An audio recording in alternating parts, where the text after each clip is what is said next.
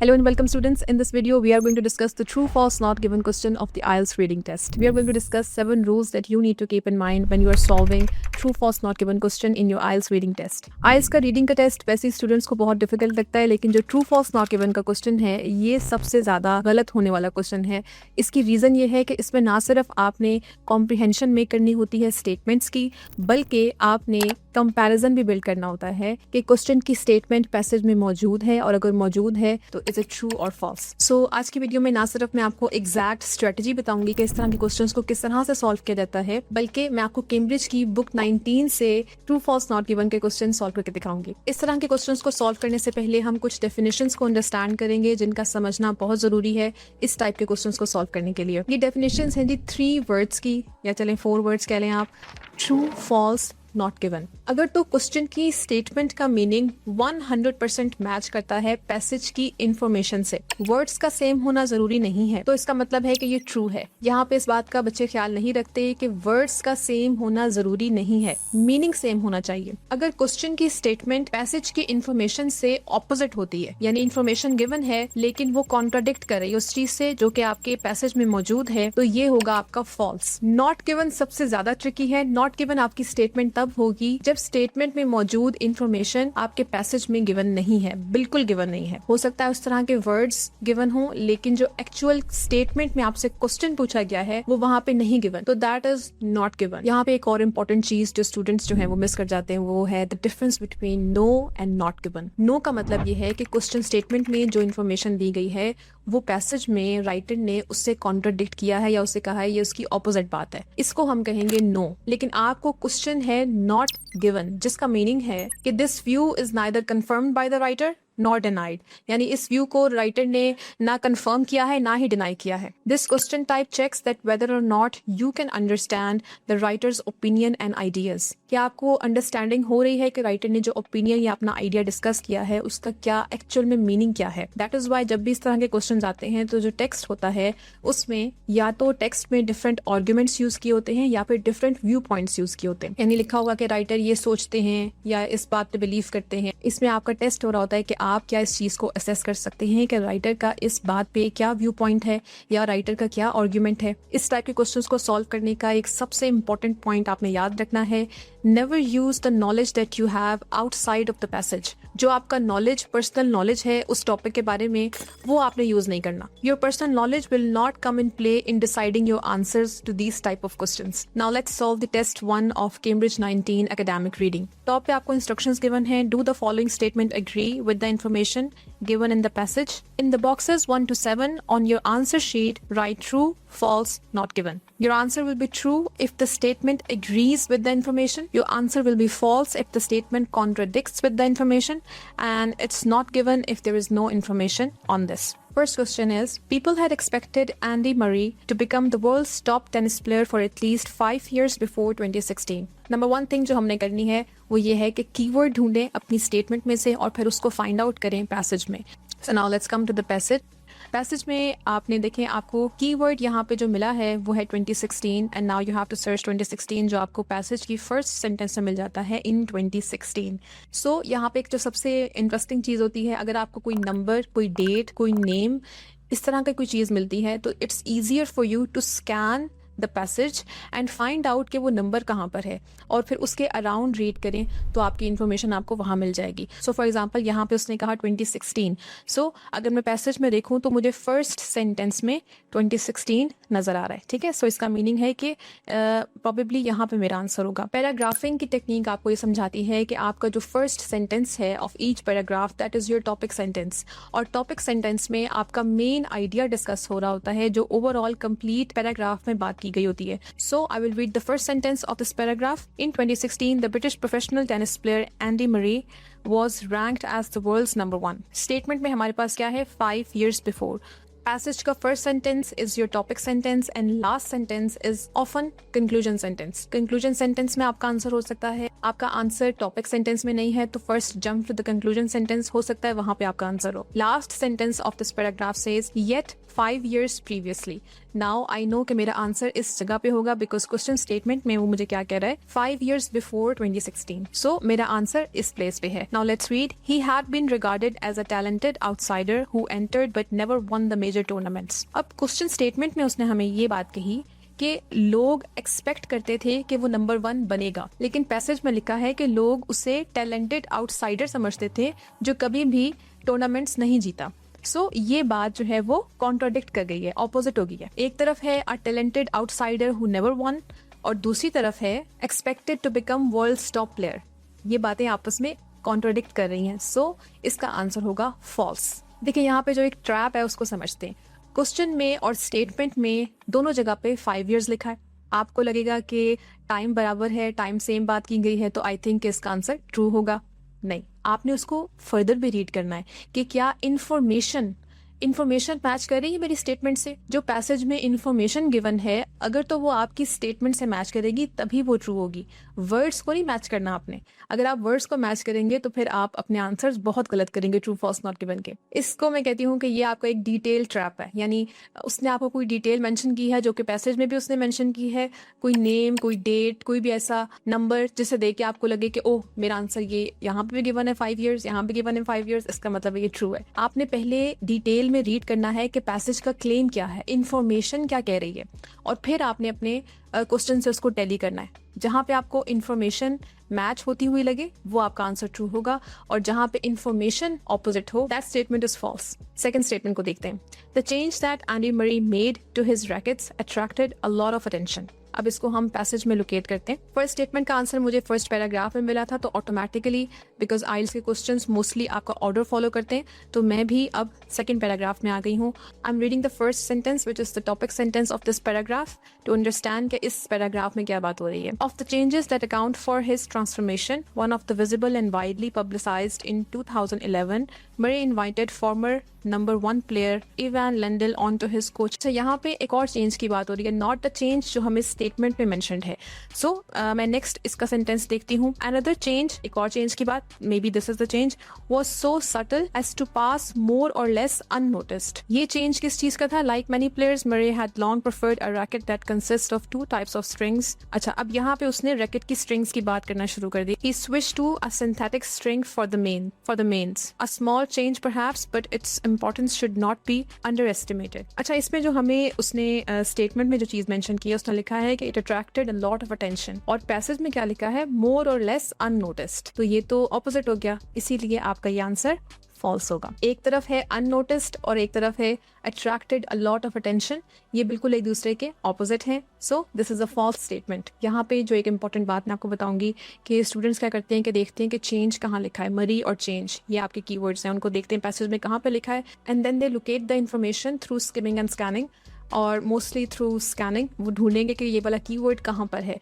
उनको वो कीवर्ड मिल जाएगा चेंज और मरी, लेकिन सिर्फ कीवर्ड ढूंढना is just the part of the process, it's not the result. Skimming and scanning rapid reading की 2 important techniques हैं, लेकिन ये सिर्फ आपको उस जगह पे लेके जाएंगी. ये आपका एक जर्नी जो है उसको शॉर्टन करेंगी, ये आपको आंसर नहीं बताएंगी. इस बात का हमेशा ख्याल रखना है कि चाहे आपको स्किम या स्कैन करते हुए अपना आंसर और वर्ड्स मिल गए हैं, पैसेज का स्टेटमेंट का कीवर्ड मिल गया है, लेकिन अब आपने उसको रीड आउट करना है ये देखने के लिए कि इंफॉर्मेशन क्या गिवन है. सो यहाँ पे हमने क्या सीखा? Rule number 2, topic found does not mean you have found the answer.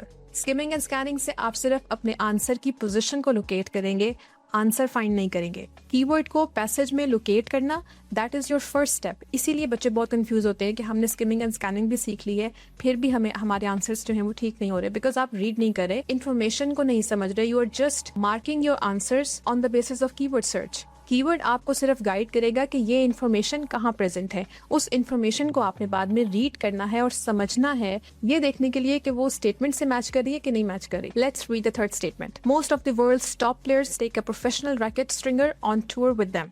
अब स्टेप 1 क्या होगा हमारा, हमने अपनी इन्फॉर्मेशन को लोकेट करना है through the help of keywords, top players, professional racket, ये आपके कीवर्ड्स हैं. सो लेट्स लोकेट इट कि ये इन्फॉर्मेशन कहाँ पे गिवन है. Now I will read the first sentence of the third paragraph to see कि यहाँ पे जो टॉप प्लेयर्स हैं उनकी इन्फॉर्मेशन मेंशन है कि नहीं. The modification that Murray made is just one of a number of options available to players looking to tweak their rackets in order to improve their game. ठीक है, ये दूसरे players की बात यहाँ पे हो रही है.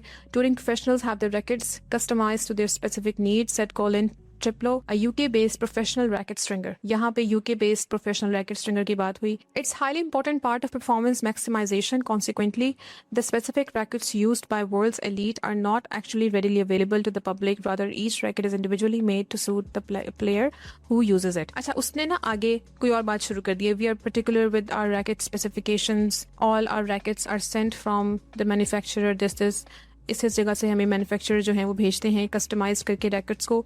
आगे उसने कोई और बात स्टार्ट कर दी है. सो अब आपने क्या करना है कि फुल स्टॉप कर देना है अपनी रीडिंग को. इसका मीनिंग है कि जो इन्फॉर्मेशन आपको, जो क्वेश्चन उसने पूछा है वो यहाँ पे नहीं गिवन, नॉट गिवन आंसर्स का ये सबसे ज़्यादा इशू होता है कि बच्चे ढूंढने लग जाते हैं, एक्स्ट्रा रीडिंग करने लग जाते हैं. अगर आपका कीवर्ड आपको मिल गया है तो इसका मतलब है कि अगर वो बात होती तो वो उसी जगह पे होती, अगर वो नहीं है तो इट मीन्स कि वो वहाँ पे उसने इन्फॉर्मेशन नहीं दी. Please stop reading. इसी पॉइंट पे पूरा पैसेज ना रीड करना स्टार्ट कर दिया करें, इससे आपका बहुत टाइम वेस्ट होता है. सो यहाँ पे अगर मैं स्पेसिफिकली इस क्वेश्चन के बारे में आपको बताऊँ, हमने पहले लोकेट किया कि कॉलिन ट्रिप्लो जो मेंशन है, अ UK based professional racket stringer, जो प्लेयर्स के बारे में आपको बता रहा है. क्वेश्चन में हमें क्या चीज़ गिवन है कि मोस्ट प्लेयर्स टूर पे स्ट्रिंगर्स को अपने साथ लेके जाते हैं, लेकिन पैसेज में आप देखें कि उन्होंने स्ट्रिंगर की सिर्फ एक कोट मेंशन की है और ये कहीं मेंशन नहीं है कि वो जो स्ट्रिंगर हैं वो टूर पे भी जाते हैं. सो हम फाइनलाइज करेंगे कि यहाँ पे ये आंसर नॉट गिवन है. यहाँ पे हमने एक थर्ड रूल सीखना है कि अगर आपको 2 फैक्ट्स गिवन हैं तो उसका हमने, जो हम कहते हैं ना कि कॉमन सेंस है, वो हमने ऐसे नहीं करना. इन क्वेश्चंस को हमने कॉमन सेंस को यूज़ करके सॉल्व नहीं करना कि देखें 2 स्ट्रिंगर्स हैं और यहाँ पे टॉप प्लेयर्स भी मेंशन हैं तो ऑब्वियसली वो उनको टूर पे अपने साथ लेके जाएंगे. अगर नहीं लिखा, क्लियरली ये नहीं लिखा, तो आपने खुद से चीज़ों को ज्यूम नहीं करना, खुद से कनेक्शंस बिल्ड नहीं करने. So 2 facts does not equal to 1 connection. Not given वाले क्वेश्चन में अगर आपको सारी इन्फॉर्मेशन गिवन है, जस्ट एक पार्ट भी उसका आपको मेंशन नहीं है, दैट मीन्स कि वो आपकी स्टेटमेंट नॉट गिवन है. दैट डज नॉट मीन कि वो आपकी स्टेटमेंट फॉल्स है. फॉल्स आपकी तब होगी अगर वो इससे कॉन्ट्राडिक्ट करेगी. नेक्स्ट स्टेटमेंट को रीड करते हैं. Mike and Bob Bryan use rackets that are light in comparison to the majority of rackets. जब भी हमें अपनी स्टेटमेंट में प्रॉपर नाउन मिले, इसका मीनिंग है कि आप स्कैनिंग के थ्रू उसको पैसेज में लोकेट करें. अच्छा, लास्ट क्वेश्चन को रीड करते हुए हमने माइक एंड बॉब ब्रायन को लोकेट कर लिया था. ये आपके मिडल ऑफ द पैसेज में है और उनकी जो है वो स्टेटमेंट आगे दी हुई है. We are very particular with our racket specifications, ये उन्होंने कहा. उसके बाद वो जो उन्होंने कहा था कि हमारे रैकेट्स जो हैं वो यहाँ से कस्टमाइज होके आते हैं. क्वेश्चन में आपको क्या क्वेश्चन गिवन है कि इनके रैकेट्स जो हैं वो लाइट होते हैं, लाइटर होते हैं in comparison to the majority of rackets. ये हमें इन्फॉर्मेशन अभी यहाँ तक तो नहीं मिली, आगे रीड करते हैं. They explain how they have adjusted not only racket length but even experimented with different kinds of paint. The rackets they use now weigh more than the average model. Way more than the average model opposite है उस statement के जो आपको question में दी गई है, जहाँ पे लिखा है कि rackets are light in comparison. ठीक है, तो स्टेटमेंट में क्या चीज़ गिवन है हमें, रैकेट्स लाइट हैं एवरेज रैकेट वेट से, और पैसेज में गिवन है कि रैकेट्स हैवियर हैं एवरेज वेट से. सो ये आपस में ऑपोजिट बातें, सो ये दोनों बातें कंप्लीटली ऑपोजिट हैं. So this statement is false. यहाँ पे हम एक फोर्थ रूल को अंडरस्टैंड करेंगे which is comparison word alert. जब भी आपको स्टेटमेंट में कोई कंपैरेटिव वर्ड मिले, light, heavy, more, less, faster, slower, cheaper, तो उस वर्ड को आप पैसेज में लिटरली ढूंढें, आपको वो मिल जाएगा. कंपैरेटिव वर्ड्स अगर आपके स्टेटमेंट में मेंशन है तो वो आपके पैसेज में भी होंगे, क्योंकि एक ही वर्ड है जो आपके पूरे आंसर का मीनिंग को फ्लिप कर देता है. कंपैरिजन क्वेश्चंस में आप बिल्कुल अपने आप को स्लो डाउन करें और रीड करें कि कहाँ पे कंपैरेटिव वर्ड्स जो हैं वो यूज़ हुए हैं, और वो आपको बेसिकली गाइड करेंगे कि आपकी स्टेटमेंट जो है वो ट्रू है या फॉल्स है. Let's read the fifth question. Werner Fischer played with a spaghetti strung racket that he designed himself. अब हम Werner Fischer is our proper noun, हम इसको अपने उसमें लोकेट करते हैं पैसेज में, ये कहाँ पे लिखा है. सो आपको ये 5th पैराग्राफ की फर्स्ट सेंटेंस में ये आपको नेम मिल रहा है. Werner Fischer started playing with the so called spaghetti strung racket. Question statement में अगर हम देखें तो हमें गिवन है कि फिशर ने रैकेट खुद डिज़ाइन किया, जबकि पैसेज में क्या चीज़ गिवन है कि फिशर ने रैकेट यूज़ किया। डिज़ाइन की बात नहीं है कि उसने डिज़ाइन भी किया। सो उसने डिज़ाइन किया या नहीं किया, हमें इंफॉर्मेशन नहीं given, we do not know. इसका आंसर फॉल्स नहीं, इसका आंसर नॉट गिवन है। यहाँ पे जो एक ट्रैप है जो स्टूडेंट सोचते हैं वो ये है कि देखिए अगर उसने यूज़ किया तो उसी ने यूज़ किया ना, तो उसी ने बनाया, बिकॉज ऊपर भी जो हमने देखा है वो बाकी लोग भी अपने रैकेट्स को ट्वीक करें, तो हमने खुद से चीज़ों को एज्यूम नहीं करना। अगर तो वहाँ पे लिखा होता एग्जैक्टली कि उसने ये रैकेट खुद डिज़ाइन किया तो तब आपने उसको ट्रू करना था। Now the statement is not given, हमें नहीं पता कि उसने खुद से डिज़ाइन किया या उसको किसी ने ये कस्टमाइज़ करके दिया, so we do not know, हमारे पास ये इन्फॉर्मेशन नहीं है, इसका आंसर है नॉट गिवन। यहाँ पे जो एक फिफ्थ रूल हमने अंडरस्टैंड किया है कि action does not equal to the origin. जब भी स्टेटमेंट किसी पर्सन की ऑथरशिप, इन्वेंशन या इंटेंशन क्लेम करे और पैसेज में सिर्फ उनका एक्शन बताया हो, तो उसका आंसर होगा not given. Let's read the next statement. The weather can affect how professional players adjust the strings on their rackets. यहाँ पे हम अपने आंसर को लोकेट करते हैं कि ये बात कहाँ पे लिखी है। Modifications can be divided into two categories, those to the string bed and those to the racket frame. The former is far more common than the latter. अब मैं आगे से इसको रीड नहीं करूंगी बिकॉज ये इसी के बारे में ही फर्दर इन्फॉर्मेशन गिवन होगी, ठीक है। जब भी आपके पास कॉलन आता है, इसका मीनिंग है कि ये जो पीछे आपकी फ्रेज यूज़ हुई है उसकी ही फर्दर इन्फॉर्मेशन आगे उसको एक्सप्लेन कर रहे हैं। सो चूंकि ये मेरे काम की चीज़ नहीं है इसलिए मैं इसको स्किप कर दूंगी। आपने ऐसी इन्फॉर्मेशन को स्किप कर देना है जो कि आपके आंसर से रिलेटेड नहीं है। Now let's read the next sentence. They will continually change it depending on various factors including the court surface, climatic conditions and game styles। ठीक है, तो यहाँ पे हमें क्या पता चला कि आपकी जो स्टेटमेंट है वो ट्रू है। यहाँ पे क्वेश्चन स्टेटमेंट में क्या चीज़ गिवन है कि वो वेदर की बेस पे अपनी स्ट्रिंग्स को जो है वो एडजस्ट करते हैं। सो पैसेज में क्या गिवन है, क्लाइमेटिक कंडीशंस की बेस पे वो स्ट्रिंग टेंशन को जो है वो चेंज करते हैं, तो विच मीन्स कि ये आपकी इन्फॉर्मेशन करेक्ट है। वेदर, क्लाइमेटिक कंडीशंस ये एक ही बात है, और एडजस्ट करते हैं स्ट्रिंग्स को, चेंज करते हैं स्ट्रिंग टेंशन को, दिस ये भी आपकी इन्फॉर्मेशन मैच कर रही है। सो ये एग्जैक्ट सेम बात है, आंसर इज ट्रू। यहाँ पे जो एक इम्पॉर्टेंट चीज़ है वो ये है कि स्टूडेंट्स क्या करते हैं कि वो वेदर का वर्ड ढूंढना शुरू कर देते हैं। जैसा कि अभी आपने ऊपर भी क्वेश्चंस में देखा है कि वो एग्जैक्ट वर्ड्स नहीं यूज़ कर रहा, वो सिनोनिम्स को यूज़ कर रहा है। So rule number 6 is the synonym rule. ये सबसे इंपॉर्टेंट चीज़ है, या तो वो एग्जैक्ट सिनोनिम्स यूज़ करेगा या फिर वो पैरेलल एक्सप्रेशंस यूज़ करेगा। दोनों सूरत में आपने फोकस अपना इन्फॉर्मेशन के मीनिंग पे करना है कि ये जो मीनिंग है अगर ये मेक सेंस कर रहा है, अगर ये इन्फॉर्मेशन मैच कर रही है आपके स्टेटमेंट के साथ, तब ये करेक्ट है, otherwise it's not. The synonym rule in IELTS reading is that जब भी आपकी ट्रू स्टेटमेंट आएगी तो उसका हमेशा सिनोनिम यूज़ किया होगा या फिर पैरेलल एक्सप्रेशन यूज़ किया होगा। अगर आप पैसेज में स्टेटमेंट के एग्जैक्ट वर्ड्स ढूंढ रहे हैं तो आपको कभी भी अपना आंसर नहीं मिलेगा। आपने हमेशा मीनिंग पे फोकस करना है कि जो यहाँ पे इस बात का मतलब है वो क्या मैच कर रहा है उस स्टेटमेंट से जो आपके पास अभी क्वेश्चन में आपने रीड किए। और ट्रू फॉल्स नॉट गिवन के क्वेश्चंस को रीड करते हुए आपने अपने माइंड में सिनोनिम्स को रखना है। सो फॉर एग्जांपल जब आपने यहाँ पे क्लाइमेटिक कंडीशंस को रीड किया तो आपके माइंड में ऑटोमेटिकली वेदर आना चाहिए, जिसका मतलब सेम है। Let's read the next statement. It was believed that the change Pete Sampras made to his rackets contributed to his strong serve। Okay, अब इसको हम लोकेट करते हैं अपने पैसेज के अंदर कि ये कहाँ पे गिवन है आपको। यहाँ पे अगेन हम स्कैनिंग को यूज़ करेंगे, देखेंगे कि यहाँ पे जो पीट हैं इनकी बात कहाँ पे हो रही है। ये जो नीचे पैराग्राफ गिवन है उसमें नहीं है, we will keep skipping the paragraphs, उससे नीचे भी नहीं है। थर्ड लास्ट पैराग्राफ में Pete Sampras नेम गिवन है, was attributed to the addition of 4 to 5 lead weights onto his rackets and today many professionals have the weight adjusted during the manufacturing process। So आपकी जो statement है वो passage की statement से match कर रही है। So इसका मीनिंग है कि ये करेक्ट है, ठीक है। यहाँ पे जो आपने कंपैरिजन बिल्ड किया वो आपने क्या बिल्ड किया कि बिलीव्ड दैट कि द चेंज जो इसने मेक किया वो कॉन्ट्रीब्यूटेड टू हिज स्ट्रॉन्ग सर्व, ठीक है। यही चीज़ जब हम पैसेज में देखते हैं तो was attributed to serving power, same बातें, डिफरेंट उन्होंने वर्ड्स को, पैरेलल एक्सप्रेशन को यूज़ किया है अपनी सेम बात को करने के लिए। यहाँ पे जो एक ट्रैप यूज़ किया है उसने, या कह लें कि एक डिफिकल्ट चीज़ जो आपको समझना ज़रूरी है, उसने यहाँ पे एक एकेडमिक फ्रेज यूज़ की है which is was attributed to. जब भी आपके पैसेज में एकेडमिक फ्रेजेस यूज़ होती हैं तो अगर स्टूडेंट्स इन एकेडमिक फ्रेजेस से फेमिलियर नहीं होते तो वो उनके लिए काफ़ी डिफिकल्ट हो जाती है। सो आइल्स एकेडमिक रीडिंग के क्वेश्चन को सॉल्व करने के लिए you need to be familiar with these academic phrases.